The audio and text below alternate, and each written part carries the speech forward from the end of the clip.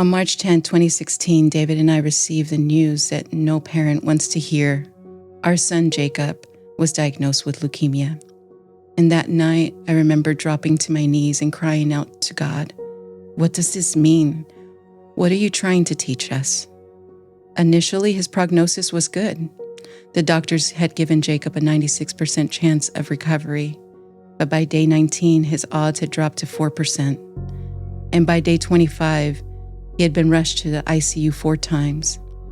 On day 30, during surgery, Jacob coded on the table, and now on life support, he was given less than a 1% chance of surviving.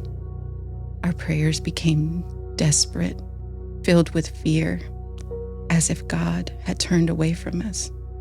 Could he hear me? Is he seeing Jacob suffering? On April 28th, I met a woman named Lisa in the ICU waiting room. Her grandson, Carter, was in ICU also, fighting for his life just like Jacob. Lisa looked over at me after a while. We've been talking, and she tells me, with love and tenderness in her eyes, "The Lord wants you to remember He is still God. He's in control, and there's purpose in your pain." And that night, I completely surrendered again, my life to the Lord, my will to His will. I surrendered my fear, my son, my obedience. And that was the day that our family learned the truth that became our motto. The circumstances of life will not dictate our obedience to God.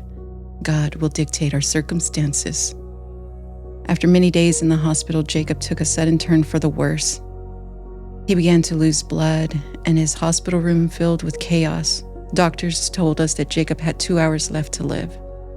Frustrated that I wasn't paying attention to her, Dr. Thomas shouted and got louder, "Your son is dying. Not only will he die, but he will suffer his death. He's maxed out on sedation, and there's nothing else that we can do." And I looked at her and spoke very boldly. "How dare you? I serve the Alpha and the Omega, and where you are limited, my Father in heaven has no limitation, and He alone has the last word over our son." And I walked away. I felt terrified. Had I spoken too boldly? My husband held me tight. We walked into the chapel of the hospital, and that's where we surrendered Jacob to the Lord. We told God, "If you are going to take him, please take him now, Lord. Don't let him suffer." It was the most difficult thing we'd ever done. I felt a tap on my shoulder, and it was Kelly, Jacob's nurse. "I've been looking for you for 2 hours, she said. And I looked at Kelly and asked, "What time did our son pass?" She stops and turns. "Jacob isn't dead. He's alive. The bleeding stopped the moment you left. He's improving with every breath he takes. He's even trying to breathe over the ventilator." We sprinted into his room, and there he was, stable, with color in his cheeks. Dr. Thomas returned. "There is no medical reason Jacob's still alive," she said. "I would never have placed my faith in my God over medicine.